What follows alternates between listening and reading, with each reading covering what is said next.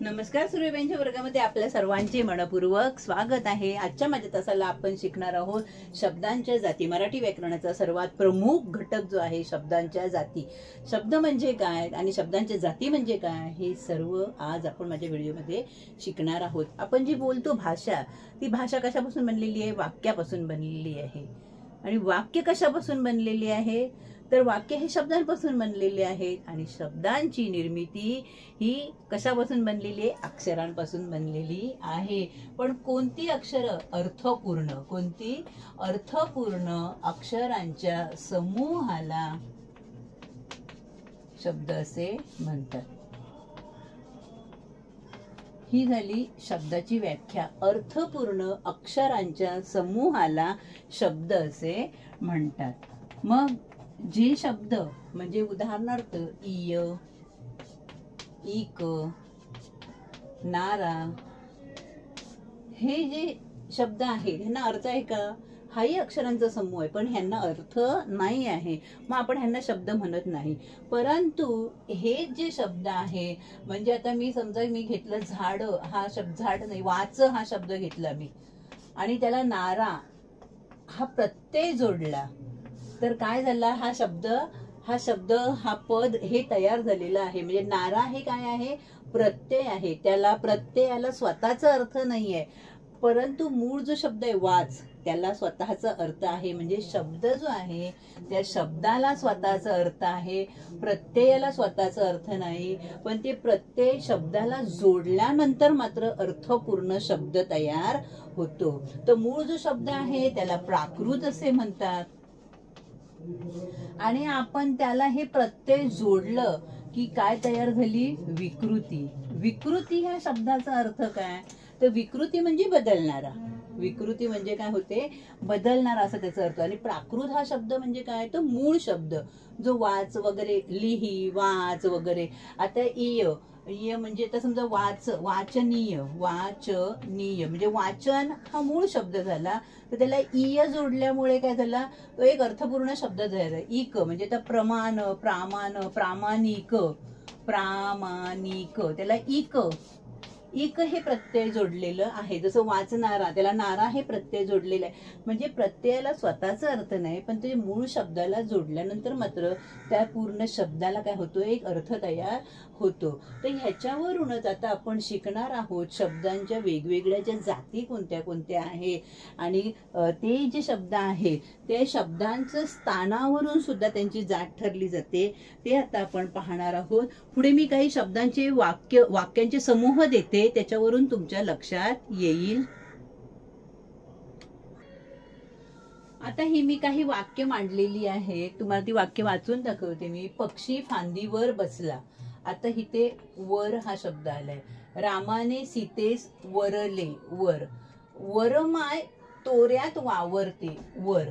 पतंग वर गेला आणि देवाने स्वप्नात मला एक वर दिला. शब्द वर हा एकच आहे, 2 अक्षरांचा हा वर शब्द आहे.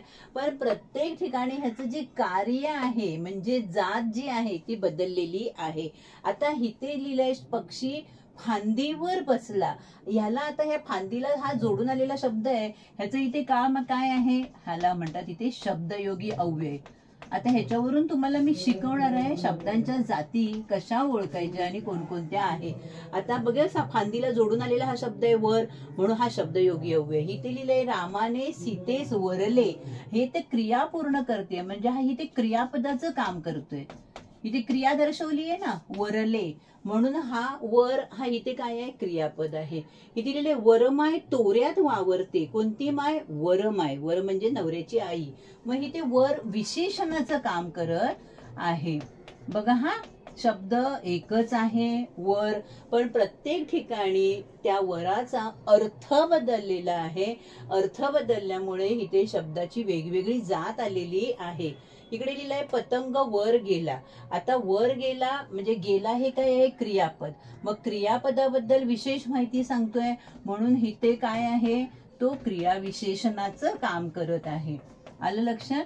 इथे पतंग वर गेला म्हणून वर हे क्रियाविशेषण आहे. इथे देवाने स्वप्नात मला एक वर दिला.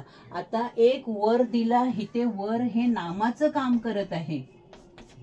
तुमच्या लक्षात आलं का? मी ह्याच्यातून तुम्हाला त्यांचे अर्थ पण सांगितलेले आहे. शब्द वर आहे पण त्यांचं जागा बदलली, स्थान त्यांचं बदललं, त्यामुळे त्यांची कार्य बदलल्यामुळे प्रत्येक शब्द ह्याची वेळी त्याचा अर्थ वेगवेगळा होऊन त्याची वेगवेगळी जात तयार होते. इथे शब्दयोगी अव्यय आहे, इथे क्रियापद आहे, इथे विशेषण आहे, इथे क्रियाविशेषण आहे आणि इकडे काय आहे? नाम. अशा ह्याच्यावरून आपण शब्दांच्या किती जाती आहेत आणि त्यांची कार्य कोणती कोणती आहे ते तुम्हाला मी नीट आणि व्यवस्थित समजावून सांगते. आता आपण पाहणार आहोत जे मूळ व्हिडिओ जे शिकवायला मी तर घेतलेला आहे, शब्दांच्या जाती. आणि शब्दांच्या जाती म्हणजे काय, त्या किती आहेत आणि त्यांचे अर्थ, हे सर्व आपण आजच्या माझ्या ह्या व्हिडिओमध्ये शिकणार आहोत.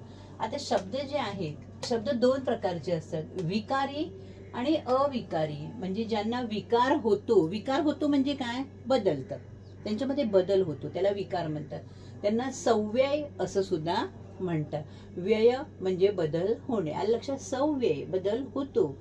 आणि हे आहे अविकारी, म्हणजे ज्यांच्यामध्ये विकार होत नाही, म्हणजे बदल होत नाही, म्हणजे अव्यय. अव्यय म्हणजे काय सांगितलं, बदल होणे. तर अव्यय बदल होत नाही म्हणून ते अविकारी. तर हे विकारी किती आहेत आणि अविकारी किती आहे ते पाहूया. तर विकारी म्हणजे काय, बदल म्हणजे बदल कधी होतो, तर लिंग बदलल्यावर, वचन बदलल्यावर आणि विभक्ती बदलल्यावर. लिंग, वचन आणि विभक्ती बदल, त्यांच्यामध्ये बदल झाला की ह्याच्यामध्ये बदल होतो. म्हणजे लिंग म्हणजे पुल्लिंग, स्त्रीलिंग, नपुसकलिंग, त्याच्यामध्ये बदललं की ते नाम, सर्वनाम, विशेषण, क्रियापद बदलते. वचन म्हणजे एक वचन, अनेक वचन. आणि विभक्ती जी आहे ती प्रथमा, द्वितीया, तृतीया, त्या बदलल्या की सुद्धा याच्यामध्ये बदल होतो. तर कोणत्या कोणत्या शब्दांच्या जाती आहेत? पहिली आहे नाम, सर्वात मोठी, सर्वात पहिली नाम. नाम म्हणजे काय, तर कोणत्याही व्यक्तीला, वस्तूला किंवा कोणत्याही घटनेला दिलेलं जे नाव आहे त्याला म्हणतात नाम.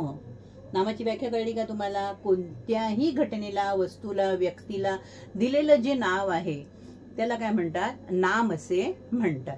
आलं लक्षात? नामाचे खूप मोठं व्याकरणामध्ये काम आहे. नाम हे खूप मोठं विशेष आहे. म्हणजे नामाच्या जाती पण 3 आहेत परत, म्हणजे सामान्य नाम, विशेष नाम आणि भाववाचक नाम. हे सगळं मी आता याच्यामध्ये व्हिडिओमध्ये जेवढं मला घेता येईल तेवढं मी घेणार आहे.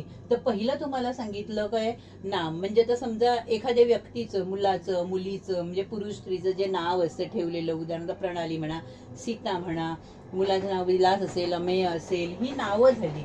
किंवा सामान्य नाम म्हणजे संपूर्ण जातीचा उल्लेख त्याच्यामध्ये केला जातो. संपूर्ण जात म्हणजे समजा कुत्रा ही एक संपूर्ण जात आहे आणि आपल्या घरात पाळलेला कुत्रा असेल तर आपण त्याचं नाव घेतो, मोती म्हणतो त्याला, राजा म्हणतो, म्हणजे ते त्याचं ठेवलेलं नाव, ते विशेष नाम. कुत्रा हे सामान्य नाम.